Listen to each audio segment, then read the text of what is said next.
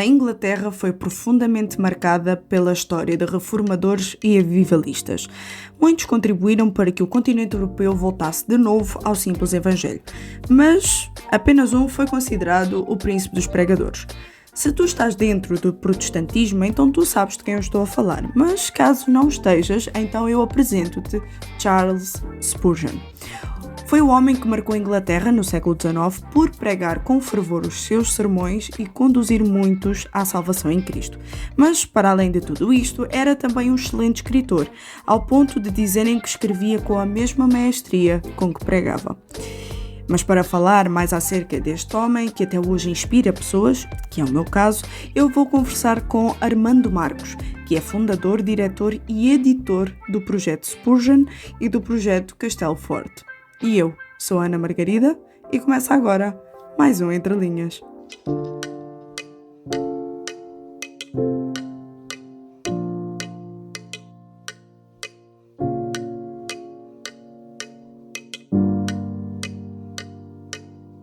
Armando, nós estamos a falar de um homem que se dedicou totalmente ao serviço a Deus, ou seja, foram 40 anos intensos, onde ele, segundo as pesquisas, não é, batizou mais de 14 mil pessoas, teve mais de 3 mil sermões e 135 livros publicados. Uma pessoa até fica gaga só de pensar na obra que este homem deixou.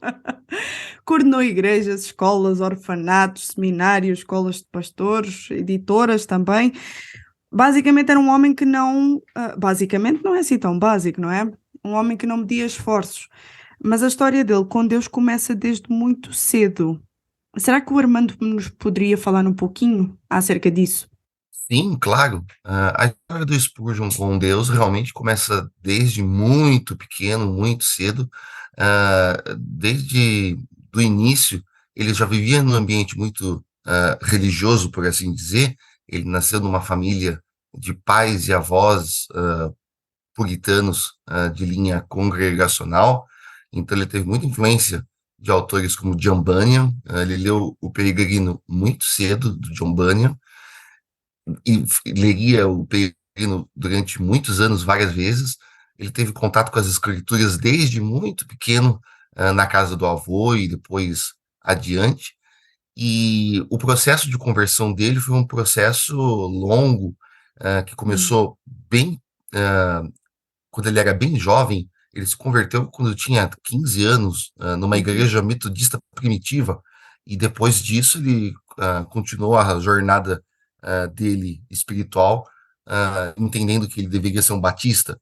Então ele, desde muito cedo, ele teve ah, muitas experiências com Cristo, com Deus, pelo poder do Espírito, que foram Uhum. formando a vida dele e levando ele adiante. Então a gente pode pensar nesse sentido de que ele, sim, desde muito cedo ele teve ah, muitas experiências, e o processo de conversão dele é muito conhecido. Ele se converteu.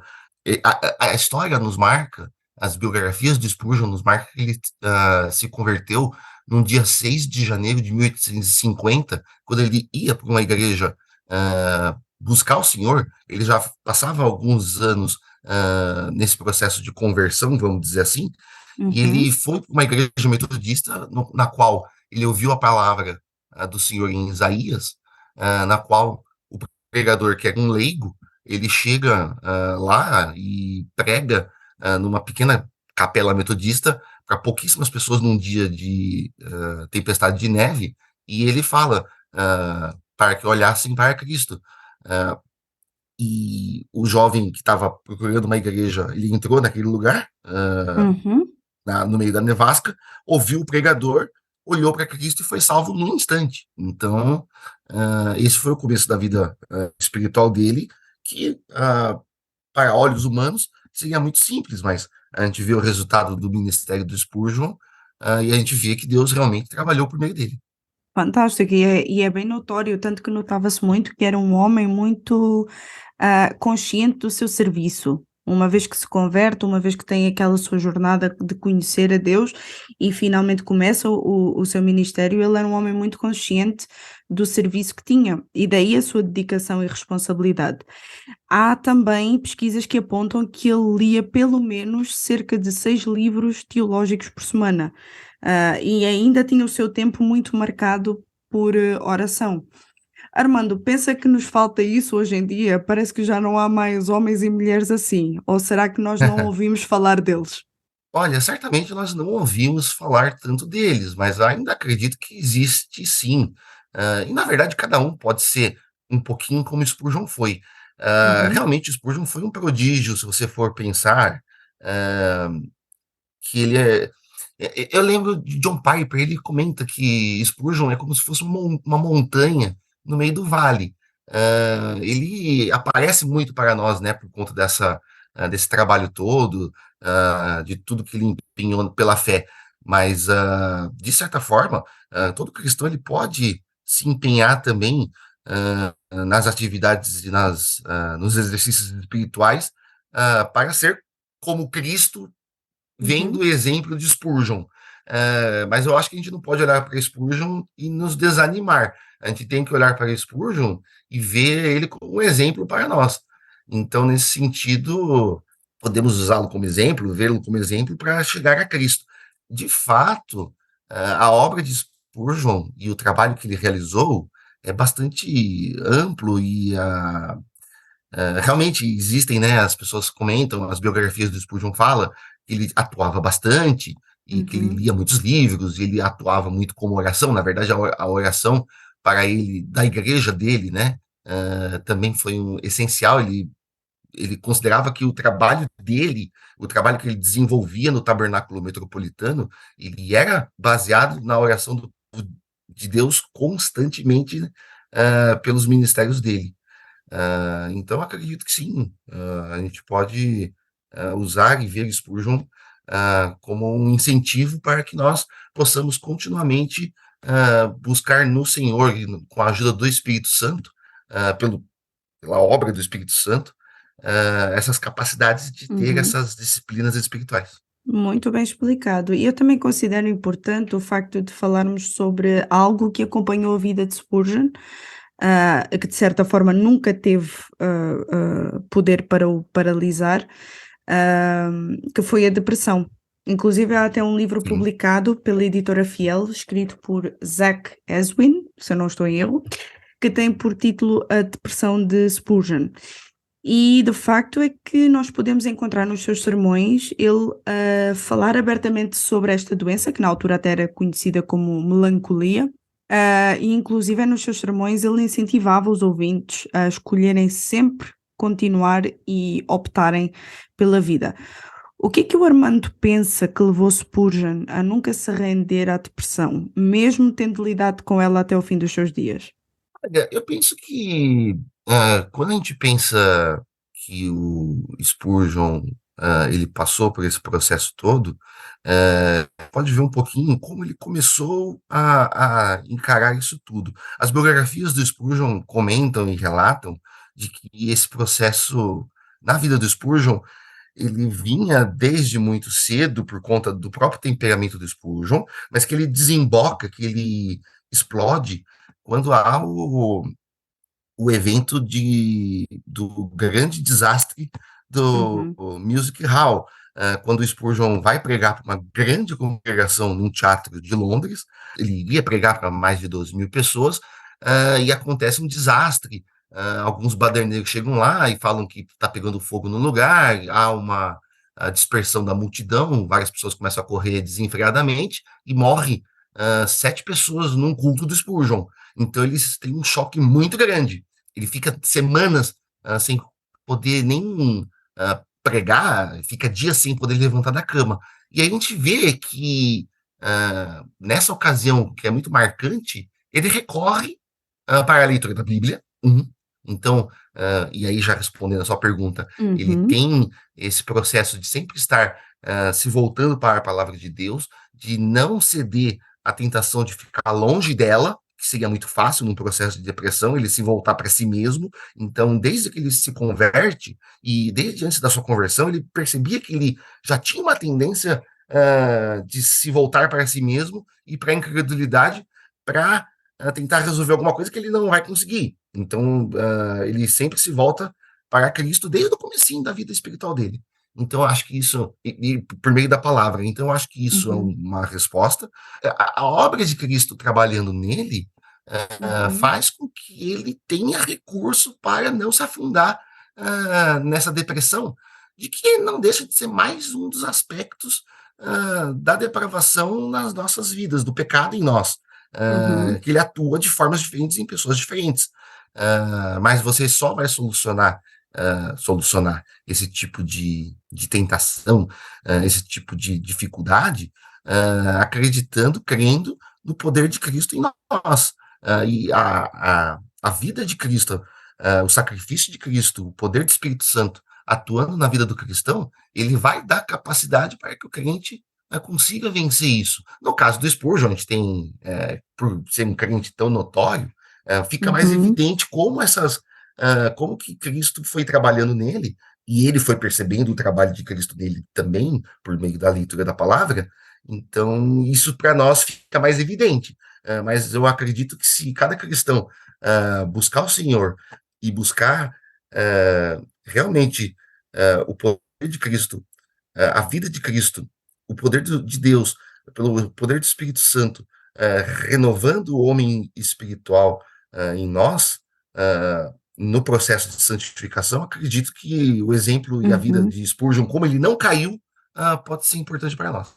Sem dúvida alguma, eu creio que creio não, tenho a certeza Uhum, sim, que essa parte de ação do Espírito Santo em nós para nos ajudar a lidar com uma doença que no fundo sim, é uma marca que o pecado deixou, não que, haja prazer na dor, mas infelizmente não estamos imunes a isso, uma vez que o pecado já está aqui. Mas acho muito interessante que na leitura desse livro, e isto acaba até por ser um incentivo a pastores e líderes e a quem for. No decorrer do livro, o autor ele vem falar daquilo que Spurgeon também fazia, que foi tirar a descrença de que medicamentos tiram a ação de Deus para tratar essa questão. Vem falar também de alguns tónicos que ele tomava, mas que principalmente ele também se dedicava muito à oração e por isso mesmo muitas passeatas no meio da natureza, muitos tempos de se sim. retirar para estar com Deus, ou seja, o contacto com a natureza também o ajudava e assim ele tinha o seu tempo para estar com Deus para lidar com essa situação e acho também muito interessante que, ao mesmo tempo, ele relata que Spurgeon falava muito sobre a questão de não cair no perigo de estar sozinho. Sim, se você me permite, isso é muito evidente. Quando a gente vê a história do Spurgeon, a gente tem que Uhum, entender que, assim, ele passou por esse processo que, para nós hoje nós chamamos de depressão, para uhum, eles não tinha esse nome. Mas o que você comentou é interessante, a gente vê isso desde até o fim da vida do Spurgeon. Eh, só exatamente. que, eh, só que o que acontece, eh, talvez um alerta para nós como cristãos, é percebermos que isso não é só tem um início espiritual, todos os nossos problemas, nessas áreas, em todas as áreas, eles têm, hã, características, de desenvolvimento espiritual que Uhum, nós vamos tratar em Cristo a vida inteira. E Spurgeon, no uhum, caso, você comentou bem, ele gostava realmente de, estar na natureza, de não estar sozinho. Quando a gente percebe, por exemplo, só que assim, esse processo todo é muito ligado, ele é espiritual, e ele é o nosso corpo, ele também reflete, o espiritual vai uhum, refletir no corpo e o corpo vai refletir no espiritual. No caso do uhum, Spurgeon, um fator que também no caso do Spurgeon, um fator que também influenciou muito, para os processos, depressivos dele, eram as constantes doenças que ele tinha. uhum, Então ele tinha, gota, ele tinha ele teve no final da vida dele doença nos rins. Uma coisa que você mencionou, essa questão da natureza, no fim, durante o meio do ministério do Spurgeon, até os últimos dias do Spurgeon, ele normalmente ele não ficava na Inglaterra no fim do ano. Ele saía da Uhum, Inglaterra no inverno e ia para o sul da França. uhum. Ele vai morrer no sul da França. Ele morre em uma cidade chamada Menton, na Riviera Francesa, perto de Cannes. Então, aos 57 anos, por conta de decorrência das doenças de Bright, da infecção nos rins que ele teve. Então, ele buscava lugares mais Com quentes, sol, uh, exato. com sol, Uhum, no qual ele achava uhum, que os médicos dele achavam que ele teria melhor disposição. E realmente ele tinha melhor disposição. Ele vai falecer em 31 de janeiro de 1892. Ele estava bem, o processo da doença dele acabou levando ele numa morte muito rápida, mas ele uhum, estava bem. Você lê os relatos que ele estava animado, ele pregou no fim do ano de 1891 para 1892 sermões no qual ele falava de que ele ia entrar no novo ano e não sabia o que Deus ia fazer, mas você percebe que ele estava melhor. Ele sempre uhum, ah, então, ele sempre buscava esses. Não a cura, mas esse alívio com essa mudança de tempo, procurando fazer caminhadas, de estar com os amigos. Ele sempre estava com as pessoas, então ele viajava com muitas pessoas. No final da vida dele, ele conseguiu viajar com a esposa dele, a Susana Spurgeon. Então, realmente, essas coisas vão moldar e influenciar a vida do Spurgeon, nesse sentido da depressão que a gente está falando. E é muito interessante estar a explicar tudo isso, Armando, até porque mesmo assim ele não parou. Claro, houve o episódio em que ele ficou de cama e não se queria levantar eventualmente, mas ele não parou, tanto que deixou aí um Não, legado que até hoje ressoa. Eu acho que não deve haver um cristão, ou pelo menos alguém que chegue a Cristo, que depois não se vá deparar com alguma frase do Spurgeon, com alguma coisa que o Spurgeon fez, ouvir alguma história, porque ele ficou, realmente, ele marcou a história. E por isso sim. mesmo, quais são as 3 obras, ou pelo menos os 3 sermões, aí fica a escolha do Armando, Uhum. de Spurgeon que todos os cristãos, e até mesmo não cristãos, deveriam ler? Olha, eu vou aqui indicar pelo menos um primeiro sermão, aí uma indicação nossa do projeto Castelo Forte. Tem um sermão chamado Oração, um remédio para a ansiedade. Se as Uhum. pessoas procurarem, elas vão achar na Amazon, ou até no site do projeto Castelo Forte, projeto Spurgeon, no qual é um sermão que ele vai tratar de como que pela oração você vai ter alívio da ansiedade, de que por meio da oração você consegue recalibrar, ter a perspectiva correta de que Deus trabalha no tempo dele, do jeito dele. Então, um sermão que é muito procurado, as pessoas gostam muito, é esse. Agora, no meio da obra do Spurgeon, talvez uma obra muito importante, uma das principais obras que o Spurgeon escreveu e que eu indicaria para quem puder ter acesso, são os Tesouros de Davi. Os Tesouros de Oh. Davi aqui no Brasil é publicado pela CPAD, a Casa Publicadora das Assembleias de Deus, a obra completa original, né? É imensa. O Spurgeon levou cerca de 20 anos escrevendo esse texto, no qual ele comenta cada um dos salmos e ele procura outros comentadores comentando sobre os salmos. Então, é uma obra enorme, em 7 volumes. No Brasil, são 3 volumes. É enorme, e, assim, para pastores, líderes, eu acredito que seja, junto com leitura para meus estudantes, seja uma obra essencial para você ver o melhor do ministério do Spurgeon. Para todos os crentes, até para os incrédulos, talvez o livro Tudo pela Graça, que você encontra em várias edições, que seja uma obra interessante, porque é uma obra que ele escreveu com o intuito de evangelizar. É o principal livro do Spurgeon, de certa forma, como livro, né, exceto tirando os sermões. Foi a primeira obra que a editora do Daily Mood publicou nos Estados Unidos, e até hoje tem grande venda. Então, se as 3 obras que num primeiro momento eu indicaria, mas é só porque você me pediu 3, porque assim, existem milhares de sermões, dezenas Então de vamos livros. lá. Então vamos lá. Sendo assim, mais um desafio, mais 3. Ah, ó, por exemplo, O Conquistador de Almas também é um livro interessante, no qual Spurgeon ele vai falar para pregadores, né? Como as melhores iniciativas e estratégias para a pregação. Você também tem um livro que nós publicamos no projeto Castelo Forte, chamado Diante da Porta Estreita, na qual é como se fosse uma sequência do Tudo pela Graça, que ele vai pegar aquela pessoa que começou o processo de conversão e que meio que travou, está em dúvidas, tem receio de dar o próximo passo. Ele pega ele pela mão, vamos dizer assim, e vai levando pelos caminhos da fé, tirando algumas dúvidas, né? Então, é mais um texto que nós, no projeto Castelo Forte, publicamos, né? Então, isso existe no Brasil com o nosso trabalho. E você tem, dentre todos os devocionais o Spurgeon escreveu 3 devocionais, né?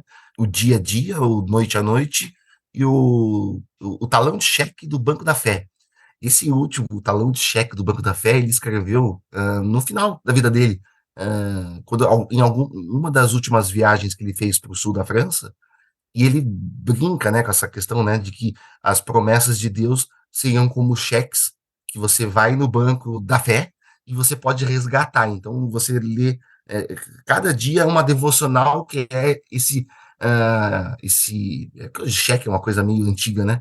Mas se fosse esse crédito que você pode ir lá e tirar do banco da fé de Deus. É uma linguagem que hoje em dia é meio estranha quando a gente pensa em igrejas neopentecostais, que tem essa questão da teologia da prosperidade, mas pensando adequadamente, você pensa que é realmente Spurgeon nos incentivando a confiar cada dia a dia nas promessas da palavra de Deus. Então são mais 3 obras interessantes para as pessoas procurarem. O Entre Linhas contou com a participação especial de Armando Marcos e com a apresentação de Ana Margarida. Realização RTM Portugal.